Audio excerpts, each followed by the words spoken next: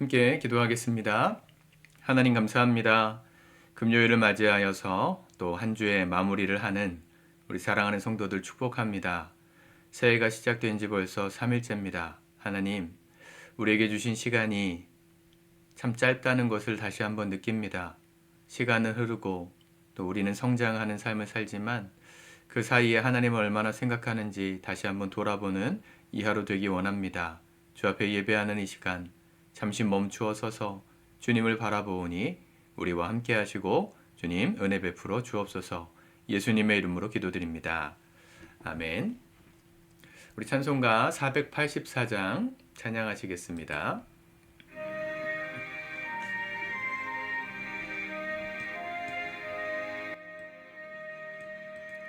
내 맘에 주여 소망되소서. 주 없이 모든 일 헛되어라. 밤에나 낮에나 주님 생각, 잘 때나 깰 때 함께 하소서. 지혜의 주여 말씀으로서 언제나 내 안에 계십소서. 주는 내 아버지 나는 아들, 주 안에 내가 늘 함께하네. 세상의 영광 나 안 보여도 언제나 주님은 나의 기업. 주님만 내 맘에 계시오니 영원한 주님 참 귀하셔라.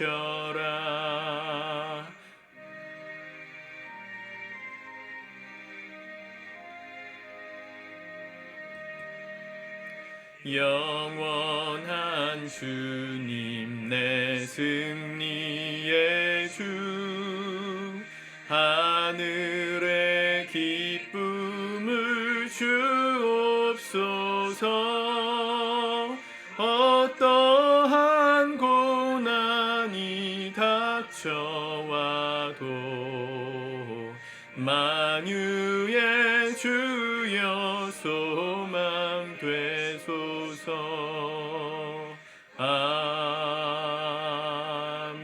아멘. 아멘.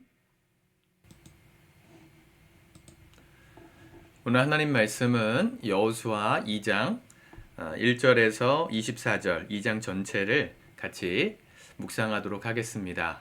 먼저 읽겠습니다. 2장. 눈의 아들 여호수아가 시딤에서 두 사람을 정탐꾼으로 보내며 이르되 가서 그 땅과 여리고를 엿보라. 하매 그들이 가서 라합이라 하는 기생의 집에 들어가 거기서 유숙하더니 어떤 사람이 여리고 왕에게 말하여 이르되 보소서, 이 밤에 이스라엘 자손 중에 몇 사람이 이 땅을 정탐하러 이리로 들어왔나이다. 여리고 왕이 라합에게 사람을 보내어 이르되 내게로 와서 내 집에 들어간 그 사람들을 끌어내라. 그들은 이 온 땅을 정탐하러 왔느니라.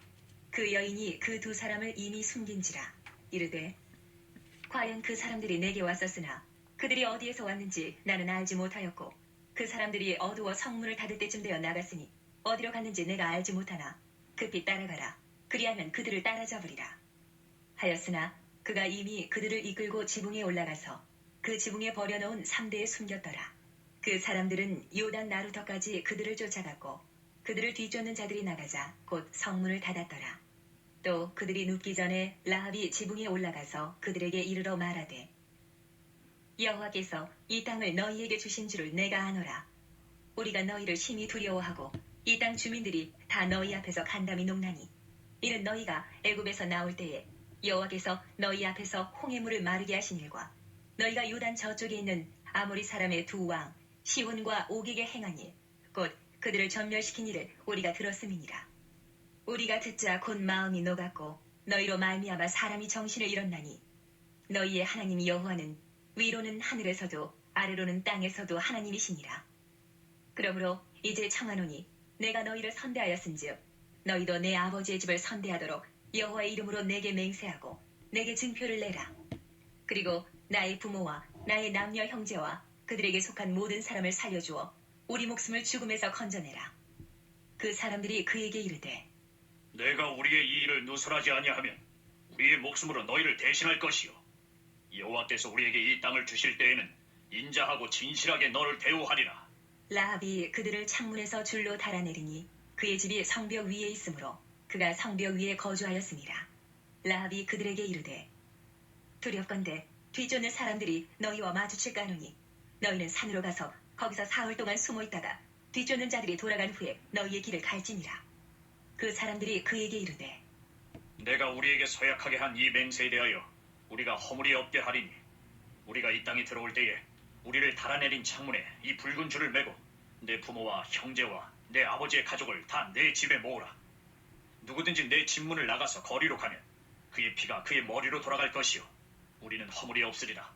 그러나 누구든지 너와 함께 집에 있는 자에게 손을 대면 그의 피는 우리의 머리로 돌아오려니와 내가 우리의 이 일을 누설하면 내가 우리에게 서약하게 한 맹세에 대하여 우리에게 허물이 없으리라.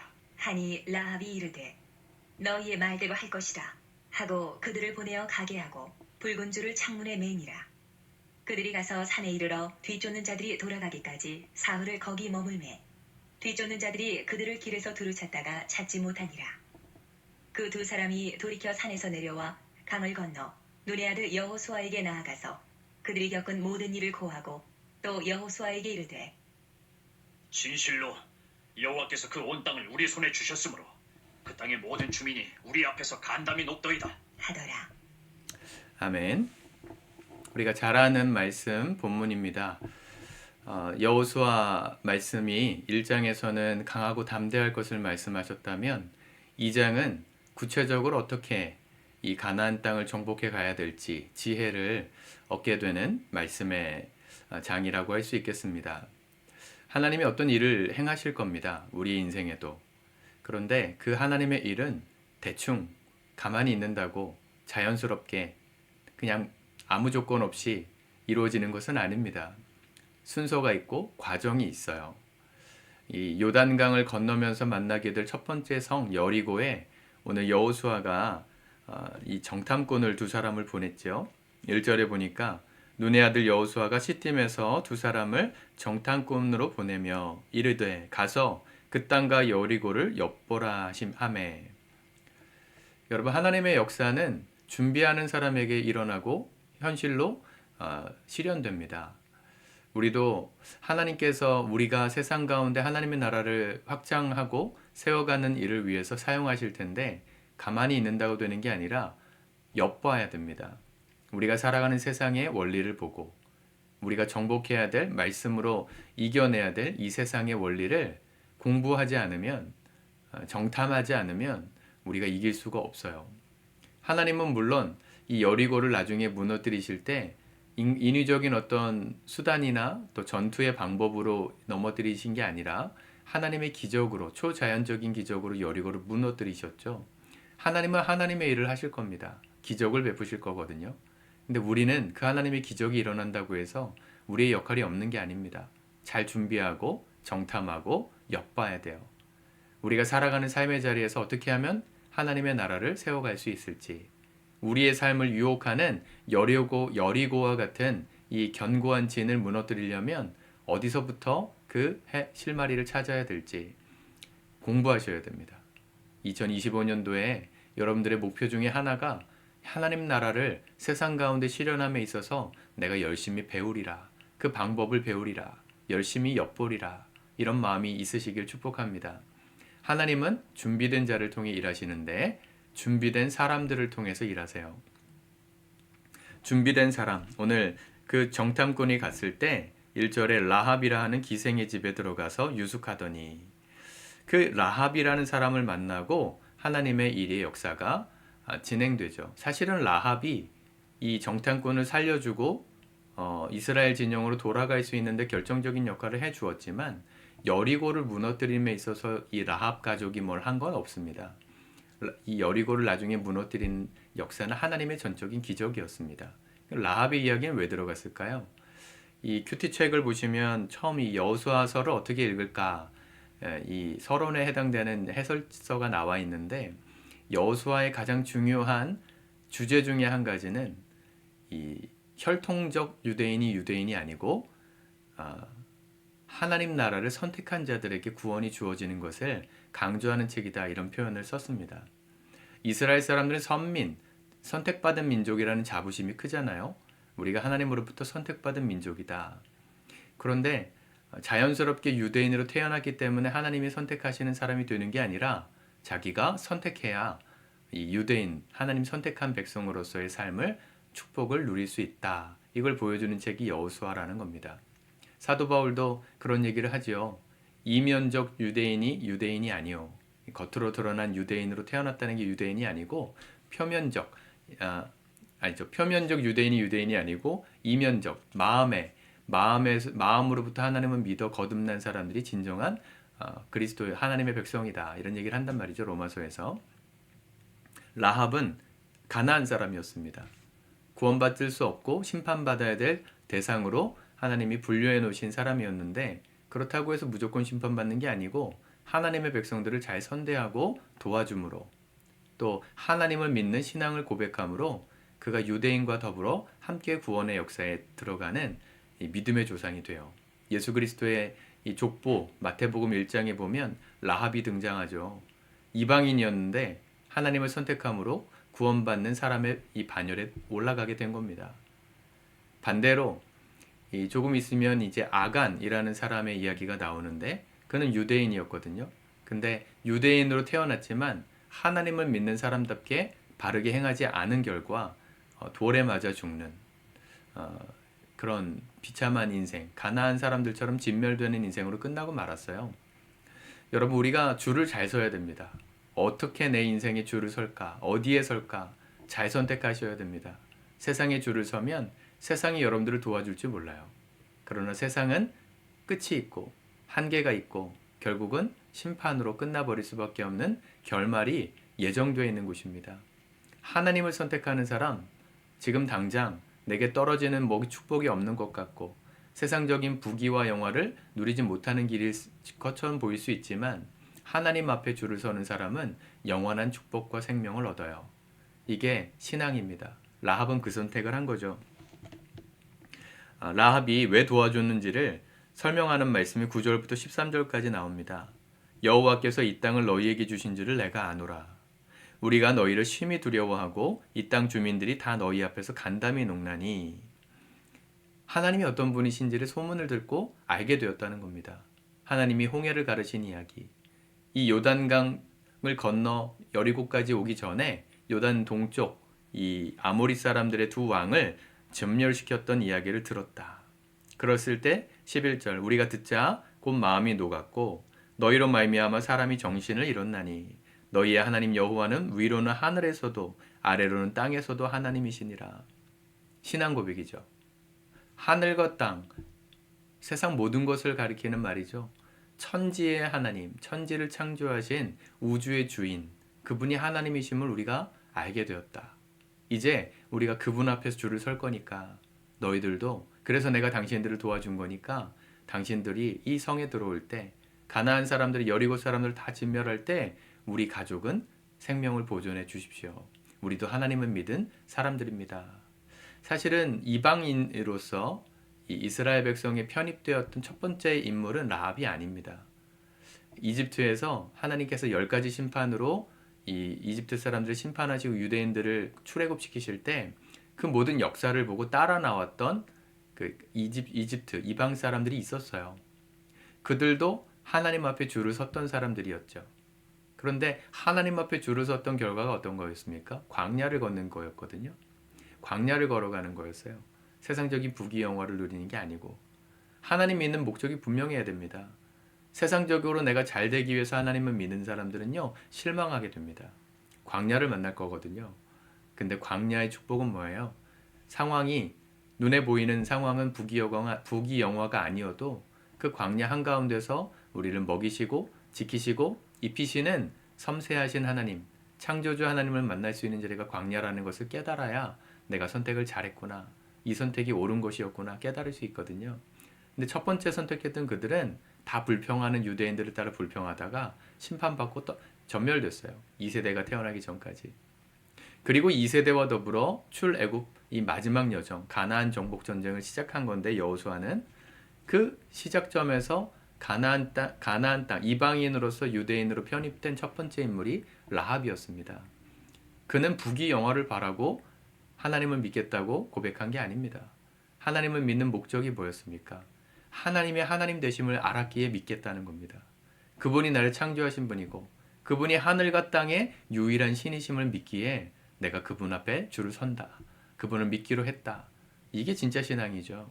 우리가 신앙생활하는 목적이 여기 있어야 합니다.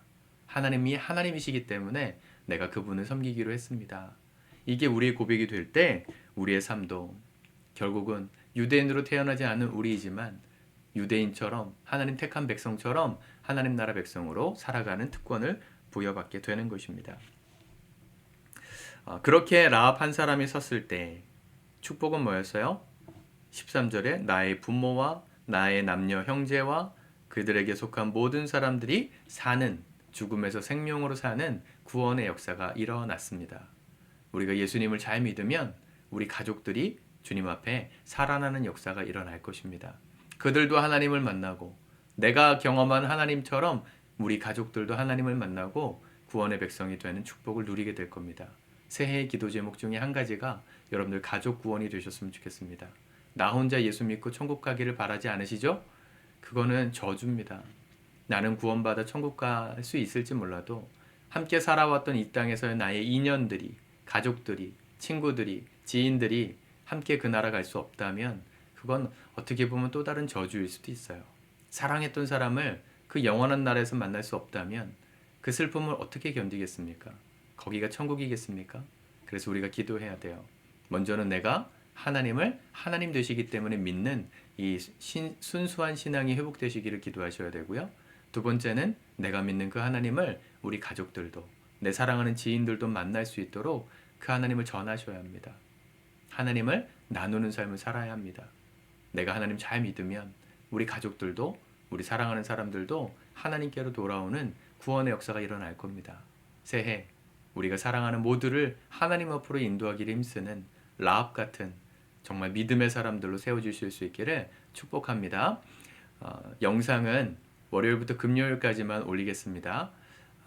토요일과 주일도 우리가 큐티 본문 말씀이 정해져 있어요. 이 매일 성경으로 보시면 본문 구절이 있고 왼쪽에 묵상이 나와 있습니다. 굉장히 좋게 잘 묵상이 되어진 해설서가 나와 있으니까 토요일에도 주일에도 거르지 마시고 말씀을 먹고 또 소화시키며 우리의 영혼의 살이 찌는 풍성케 되는 은혜를 누리실 수 있기를 힘써 주시길 바랍니다. 기도하겠습니다. 주님 감사합니다. 오늘 말씀이 우리에게 가르쳐 주시는 대로 살기 원합니다. 어디에 우리의 삶의 줄을 서야 될지 지혜롭게 분별할 줄 아는 우리 사랑하는 성도들의 이하로 되게 도와주옵소서. 세상 앞에 무릎 꿇지 않고 하나님 앞에 우리 인생을 걸므로 말미암아 우리도 구원받고 우리 사랑하는 모든 지인들이 주님께로 돌아오는 라합의 축복을 다 누릴 수 있도록 은혜를 베풀어 주시옵소서. 예수 그리스도의 이름으로 기도드립니다. 아멘.